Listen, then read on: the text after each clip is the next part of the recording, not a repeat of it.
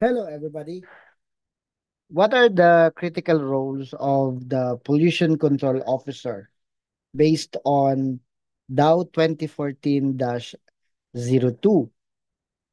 The Dow 2014-02 outlines the critical role of a pollution control officer in ensuring compliance with the Philippine environmental laws.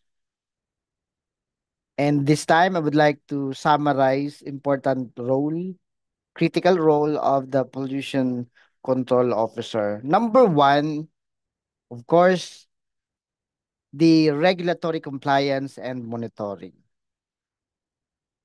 The pollution control officer shall ensure adherence of the company to the requirements of major environmental laws, including the Clean Air Act, the Clean Water Act, the Toxic Substances Hazardous in Nuclear Waste Control Act, the Ecological Solid Waste Management Act, and the Philippine Environmental Impact Statement System.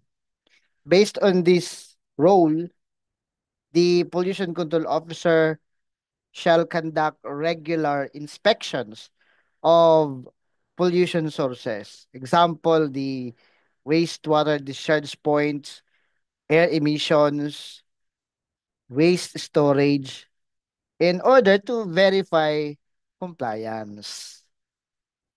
Second critical role of pollution control officer is, for me, pollution monitoring and reporting. Ano meron dito? The PCO shall monitor and record pollution levels on air, water, hazardous waste using appropriate method, of course, in collaboration with EMB accredited environmental laboratories or emission testing firm. It's very important to submit a mandatory report to the DNR Environmental Management Bureau Regional Office, including here in the reporting is the DNR Quarterly Self-Monitoring Report or SMR. We have also the semi-annual compliance monitoring report applicable to project issued with environmental compliance certificate. Number three, which is for me critical role of the PCO, has to do with hazardous waste management. Anong ginagawa dito ng PCO? Of course, overseeing proper storage, proper labeling, the transport and disposal of the hazardous waste based on applicable guidelines like the Dow 2013-22 and ensure compliance with waste generator requirement. The registration as a hazardous waste generator, regardless of the volume of waste generation, a small quantity generator or a large quantity generator, it shall comply with the registration requirement per Chapter 3 of Dow 2013-22. Of course, has to do also with the um, securing applicable permits to transport in collaboration or in coordination or availing the services of the EMB accredited transporter and TSD or the treatment storage disposal facilities. Number four, critical role of the PCO is for me the emergency response and risk mitigation. Medyo kailangan ng isang PCO to develop a contingency plan. Well, at the start pa rin naman talaga, kailangan mo nang gumawa ng contingency plan, especially for pollution incident. If there are environmental incidents that will occur in the place or in the workplace, kailangan nandyan na yung contingency plan. For example, for any chemical spills, oil spill, whatever kind of environmental incident, kailangan meron na nakalagay na plan. So it's the critical role of the PCO to develop a contingency plan. And syempre, dapat meron ka ng listahan ng mga contact information ng mga authorities. Dahil yan ay ang isang role ng PCO is to coordinate with authorities like sa DNR, EMB, sa LGU during environmental emergencies. Panglima sa critical role ng PCO, of course, yung pagiging or to act as the primary contact between the establishment, between the project proponent and the DNR EMB. So bilang primary contact, pagka pupunta ang inspector from DNR, EMB or sa anumang authorities, ikaw talaga ang kailangang humarap sa kanila. And pagdating sa training, it's the role of the PCO to conduct employee training.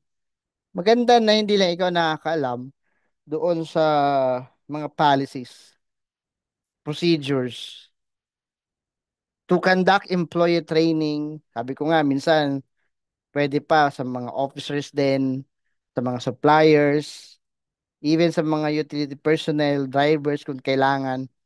So part yan to conduct training on pollution prevention. Siyempre related naman sa pollution prevention about waste segregation and emergency protocol. Kakasambit nga lang natin kanina pagdating doon sa contingency plan. At pang-anim is yung ating environmental management system.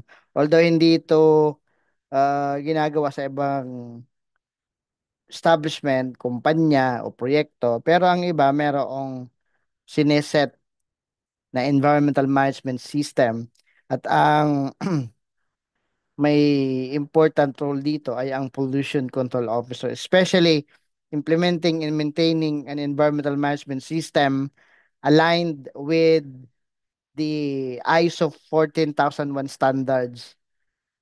Yan ay kung applicable nga sa isang establishment o facility o sa kumpanya. Hindi naman kasi lahat nag-i-implement ng environmental management system aligned with ISO 14001. Pero ang pinaka critical role dito ng isang pollution control officer in the implementation or maintenance of environmental management system yung kadalasang recommendation of pollution control technologies or process improvement. May mga technologies na pwedeng gamitin, i-install, kailangan nakaka-recommenda dyan ng isang PCO. Lalong-lalo sa process improvement. So there is a legal accountability sa role naman ng isang PCO. So yun yung anim na critical role. Isa sa key legal accountability ng isang PCO, the PCO and the company heads, tinatawag nga nating managing heads, may be held jointly liable for violations if negligence is proven. Mahirap talaga mag-isang PCO dahil may legal accountability. Yung failure mo na lang to report risk, failure to report pollution levels, medyo may mga legal accountabilities na. So, ang failure to monitor and report pollution levels na lamang, medyo may accountability dyan. Yung inadequate hazardous waste management, di ba? Yung proper labeling, storage, transport, and disposal. Ikaw talaga yung ano dyan, account. May mga legal accountability yan. Yung lack of emergency preparedness ng mga empleyado, ng fasilidad during emergency, may legal accountability dyan ang isang pollution control officer. Although kasama lagi ang tinatawag natin na managing head. Um, yung failure to inform management of violation, minsan may mga ano tayo na violation na pwedeng mag-escalate o kung hindi lalo na inform ang management about the violation. So may legal accountability na naman dyan. At syempre yung fraudulent or inaccurate reporting. Syempre ang managing head pipirma doon sa mga report kung hindi accurate yung report, mapapasama, magkakaroon ng mga legal accountability. So, ang PCO ay kailangan maisip lagi na may mga legal accountability. At isa pa, yung pong ating pagiging pollution control officer, kailangan kasi tayo ay umahawak lamang ng isang establishment. Kasulat yan sa Section 7 ng DAW 2014-02. Generally, yung ah, kada establishment may isang PCO. So ikaw bilang PCO, isang establishment lang ang pwede mong hawakan. So kapag usapang legal accountability, ang accreditation mo bilang PCO dapat sa isang establishment lamang. Well, unless approved as a cluster. Iba pa muna ang usapan yon. So accreditation is establishment specific. So the PCO cannot serve for multiple companies simultaneously.